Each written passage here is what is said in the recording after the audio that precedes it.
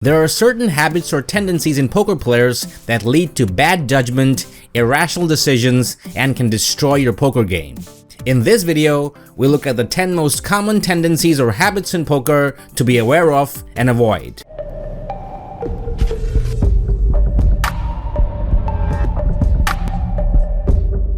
Number 1. Peak and rule. Peak and rule is basically that people seem to perceive not the sum of an experience, but the average of how it was at its peak and how it ended.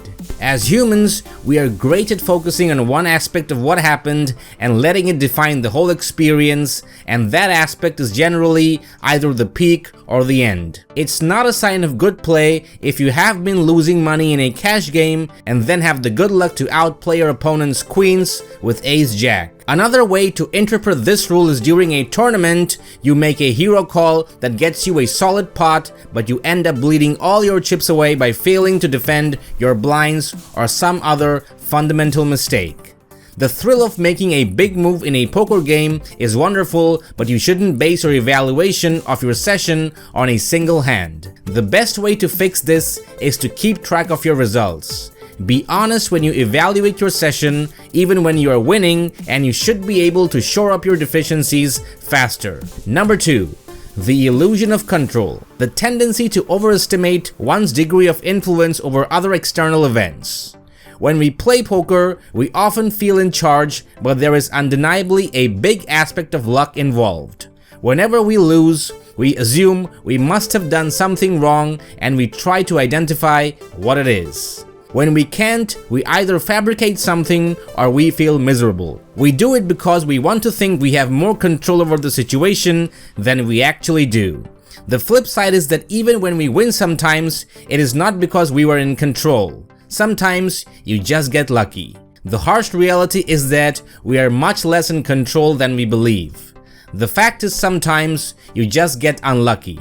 You have to move on from those games and avoid dwelling on them. Serious problems can arise when we start correcting problems that don't exist.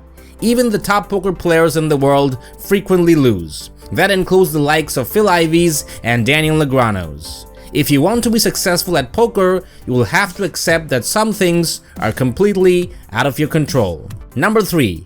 Outcome bias.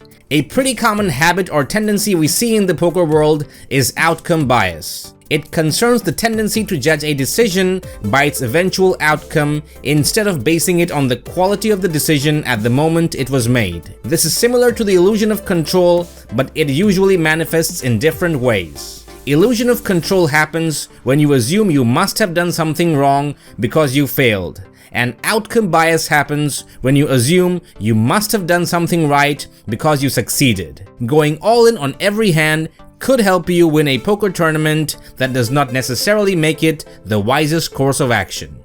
Jamie Gold used an unusual strategy in the 2006 WSOP to win the main event for $12 million. He frequently told his opponents what he had, although he did lie sometimes. The majority of professionals did not think it was the most effective tactic.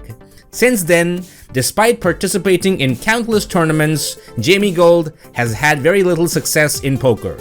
Additionally, you did not notice a sizable contingent of seasoned poker players totally altering their game to imitate Gold's remarkable feat. Therefore, it is critical to refrain from being results-oriented when playing cards.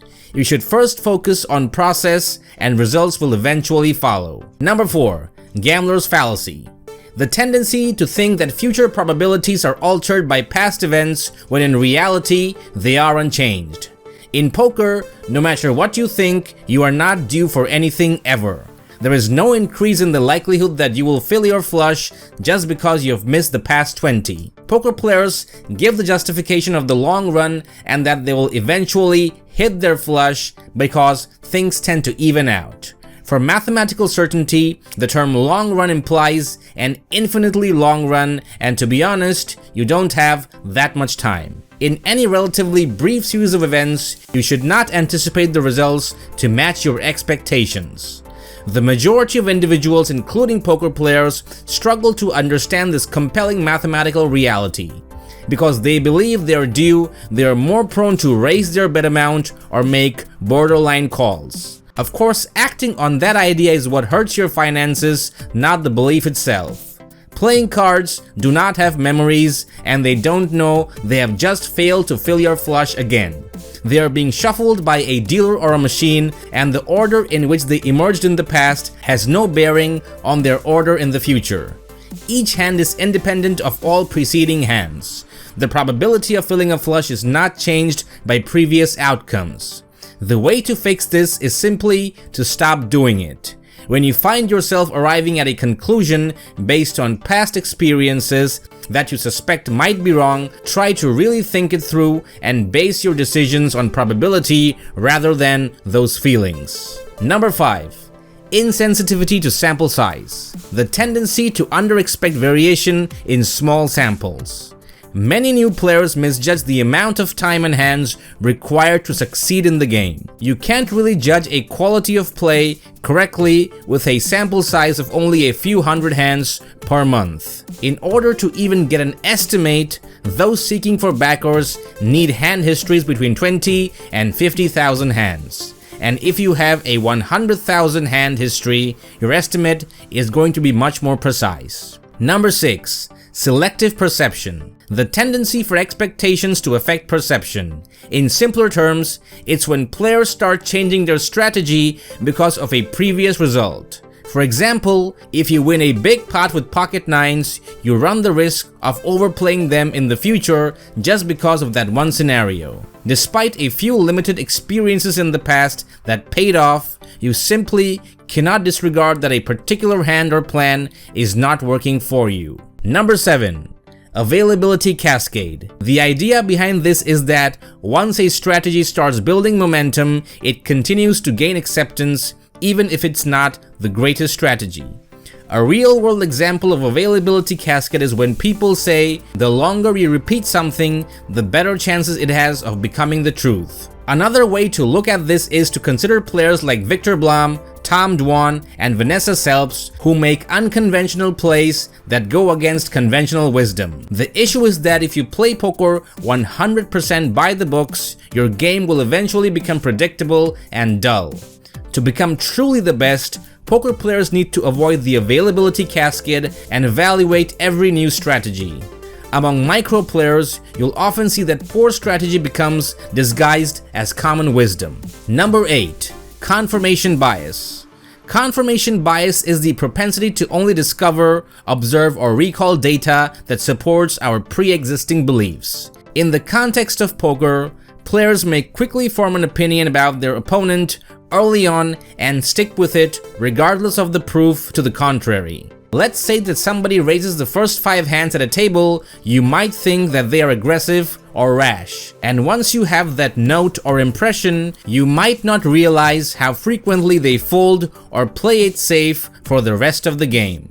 The worst part is that you will still have confirmation bias if you run into the same person at a different game on a different night.